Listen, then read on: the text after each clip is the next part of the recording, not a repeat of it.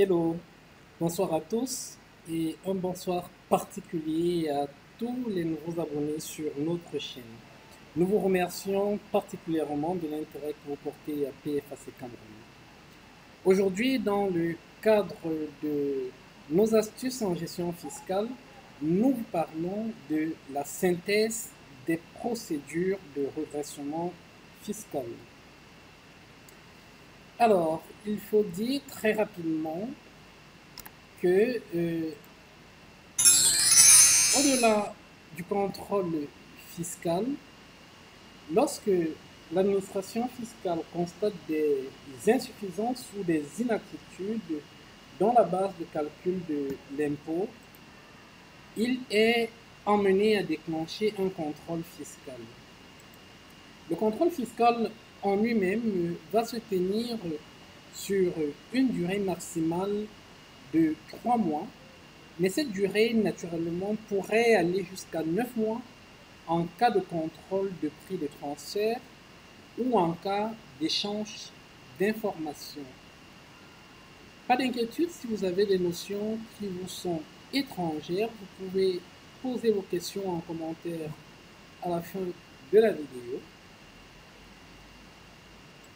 Lorsque le contrôle est terminé, dans un délai de 60 jours après la fin, l'administration fiscale doit donc émettre une notification de redressement ou encore une notification d'absence de redressement fiscal.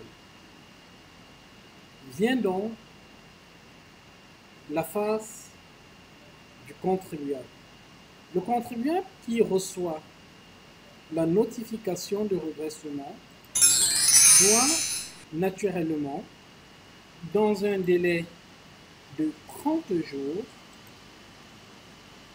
introduire auprès de l'administration fiscale une lettre portant ses observations sur la notification de redressement ou encore tout simplement son acceptation suite à cette notification.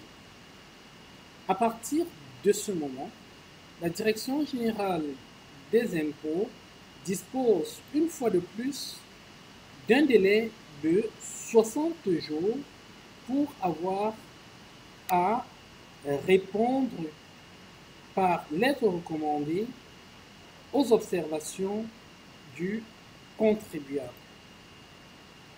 La réponse de l'administration fiscale peut naturellement être soit un abandon des charges ou encore un maintien des chefs de redressement initialement formulés.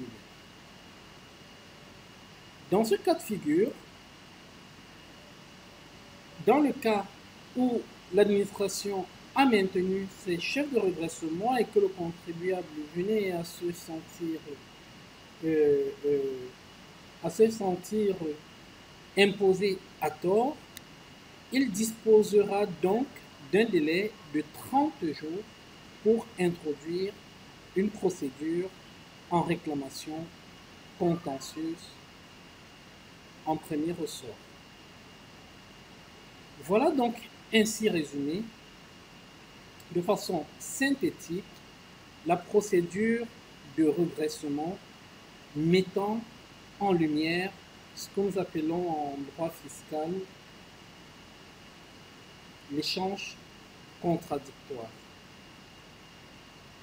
Si cette vidéo vous a été utile, nous vous prions de la partager au maximum, de vous abonner à notre chaîne afin de nous aider à la développer en cliquant sur le lien juste en dessous. N'oubliez naturellement pas d'activer la cloche de notification afin de ne rater aucune de nos prochaines vidéos. Nous vous remercions une fois de plus de faire confiance à PFAC Cameroun. À très bientôt pour une nouvelle astuce.